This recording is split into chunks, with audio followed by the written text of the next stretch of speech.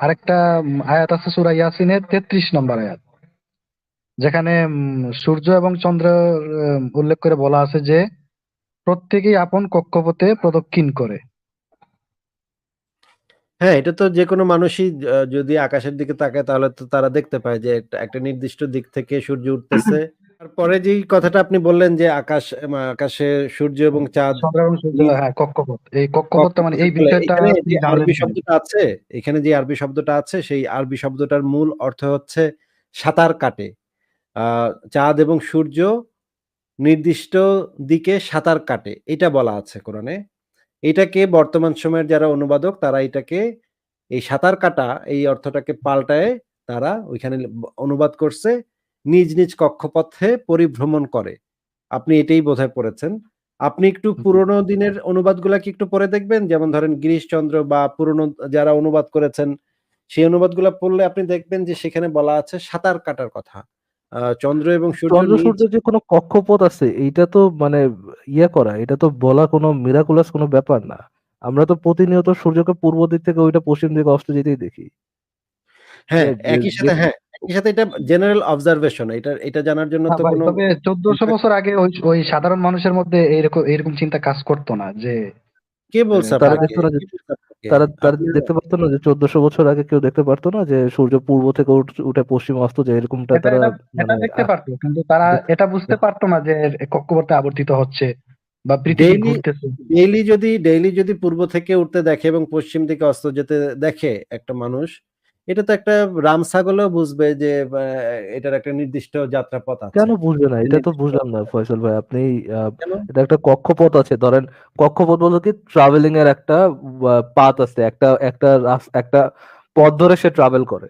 আপনি প্রতিনিয়ত দেখছেন সূর্য পূর্ব দিক থেকে উঠতেছে, প্রতিনিয়ত দেখছেন সূর্য পশ্চিম দিকে অস্ত যাচ্ছে।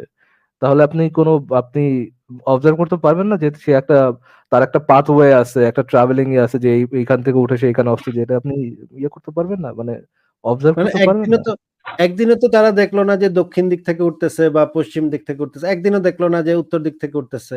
প্রত্যেকদিন তারা যদি সকালবেলা দেখে যে পূর্ব দিক থেকে উঠে পশ্চিম দিকে অস্ত যাচ্ছে, তাহলে তো এটা একটা সবচাইতে বড় রামছাগলও তো এটা বলবে যে হ্যাঁ, এটার একটা মানে আমি তো মানে সত্যি কথা হচ্ছে একটা বান্দরেও যদি জিজ্ঞেস করা হয় তাহলে বান্দরও এটা বুঝবে যে এটার একটা নির্দিষ্ট কক্ষপথ আছে। না বুঝার বান্দরের তো কোনো ওয়ে নেই, মানে না না বুঝার বোঝার তো কোনো মানে ওয়ে আমি দেখি না। একদম মানে কাঠ বলদ এক্কের কাঠ আ না হইলে তার তো বোঝার কথা যে এটার একটা নির্দিষ্ট কক্ষপথ। এটা তো জেনারেল অবজারভেশন। ধরেন আপেল উপর থেকে নিচের দিকে পড়ে। এইটা যদি কেউ ১৪০০ বছর আগে বইলা থাকে এবং পরে যদি নিউটনের ওই কথার সাথে এটা মিলা যায়, তাহলে তো আমরা বলতে পারি না যে, "ওরে বাপরে! ও ১৪০০ বছর আগে বলছে আপেল গাছের থেকে নিচের দিকে পড়ে। ওয়াও! নিউটন এই মাত্র কয়দিন আগে এটা আবিষ্কার করছে ভাই। এটা মানে ১৪০০ বছর আচ্ছা, আগে আরেক ফয়সাল ভাই, ফয়সাল ভাই একটা জিনিস, একটা জিনিস একটু ভাবেন। যেই ট্রাইবাল লোকরা 1400 বছর আগের লোকজন একেবারে গরু গাধা ছিল ওটা মনে করে না, হ্যাঁ। যেই ট্রাইবাল লোকরা, এলাকার লোকরা, তারা রাতের বেলায় তারা দেখে দেখে তারার কোন তারা কোথায় উঠে ওই তারা দেখে দেখে পথ বেছে, অন্ধকারে কোথাও হারায় গেলে পথ বেছে তারা নিজের জায়গা মতো চলে যেত। ওইরকম ইন্টেলিজেন্ট লোকজন, যাদের ওই ওই ক্যাপাসিটি ছিল যে তারা দেখে তারা নিজেদের জায়গা পর্যন্ত পৌঁছাবে, ট্রাভেল করবে, দিনের পর দিন রাতের পর রাত ট্রাভেল করবে, তারা অতটুক মানে ফিগার আউট করতে পারবে না যে সূর্য যে পূর্ব থেকে ওইটা পশ্চিমে গেলে তার একটা পাথওয়ে আছে, এটা তারা ফিগার আউট করতে পারবে না। কি কথা বললেন ভাই এটা আপনি? আচ্ছা, এটা আচ্ছা আরেকটা কথা বুঝলাম। জিজ্ঞেস করি ফয়সাল সাহেব আপনি কি প্রাচীন গ্রিসের যারা বিজ্ঞানী ছিলেন তাদের কথা কিছু জানেন? মনে করেন অ্যারিস্টাকার্স ওনার নাম শুনেছেন? না, আমি ওনাদের কথা জানি না ভাই। প্রাচীন গ্রিসে তো মানে এই মোহাম্মদ যতটুকু এগুলো কোরআনের ভিতরে কি বলছে এর থেকে হাজার গুণ ডেভেলপড কথাবার্তা প্রাচীন গ্রিসের সায়েন্টিস্টরা বইলা ফেলছে। এমনকি উপবৃত্তাকার পথে যে পৃথিবী যে উপবৃত্তাকার পথে ঘোরে সেইটা পর্যন্ত বইলা গেছে। আপনি বলতেছেন ১৪৫০ বছর আগে জানলো কেমনে? আমি তো জানি যে প্রায় ২০০০ বছরেরও আগে মানে প্রায় ২০০০ বছর আগে ২০০০ না ১৭০০ বছর আগে হাইপেশিয়া নামক একজন আলেকজান্দ্রিয়ার একজন দার্শনিক বলে গেছেন যে পৃথিবী উপবৃত্তাকার পথে ঘোরে। পৃথিবী হচ্ছে গোলাকৃতি এবং পৃথিবী উপবৃত্তাকার পথে ঘোরে। এটা তো এখন থেকে ১৭০০ বছর আগে। তাইলে তারা কি মানে জানলো কেমনে? তারা প্রত্যেকে নবী?